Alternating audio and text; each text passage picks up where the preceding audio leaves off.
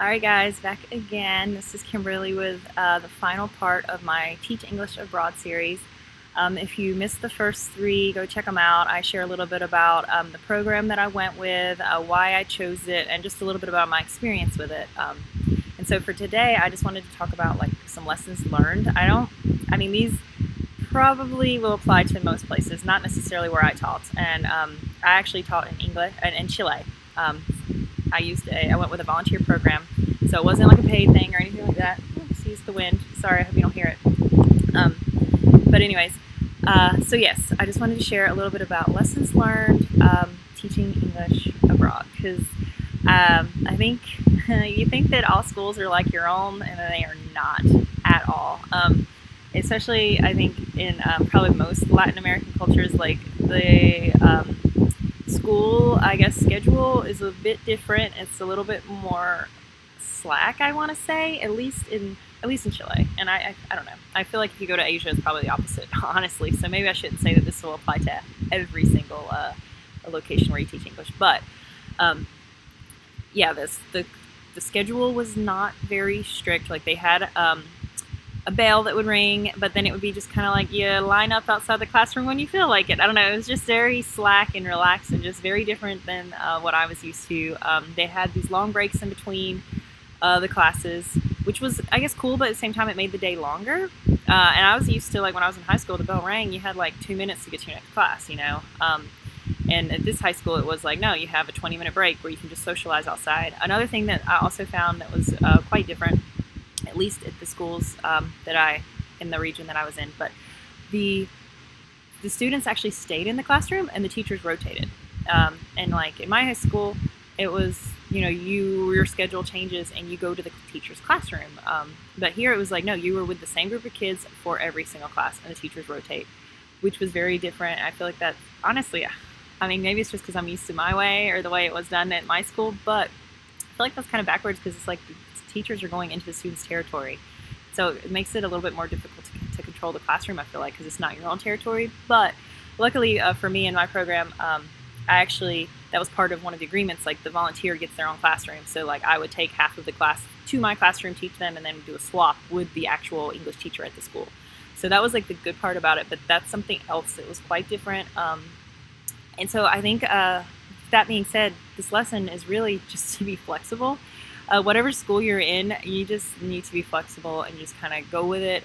If they're really strict, I mean, obviously that first week will be a little bit of an adjustment period. It took me a little bit to adjust to mine, but you just kind of go with the flow and just, you know, follow whatever everyone else is doing.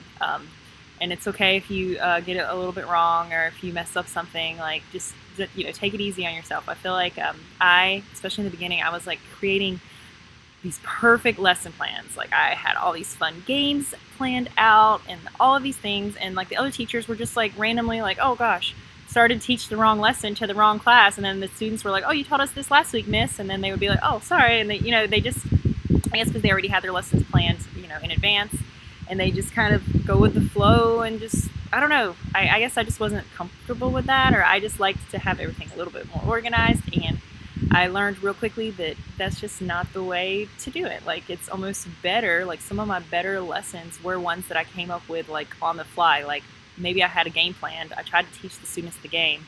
And I was teaching in English, by the way, because it was an English immersion class. And the students would be like not understanding it or not getting it because maybe it was too complicated of a game that I was trying to teach them. And so then I would just change it. Like I always had a backup game. And then the backup game would just be like something really simple, and they loved it, you know? And then so many variables go into a classroom. I think if you're already a teacher, you know this, but I just think like sometimes it'll be like a student is missing one day, or a student is there, the class clown is there, or it's the first period of the day, the last period of the day. There were like so many variables that went into having a good class.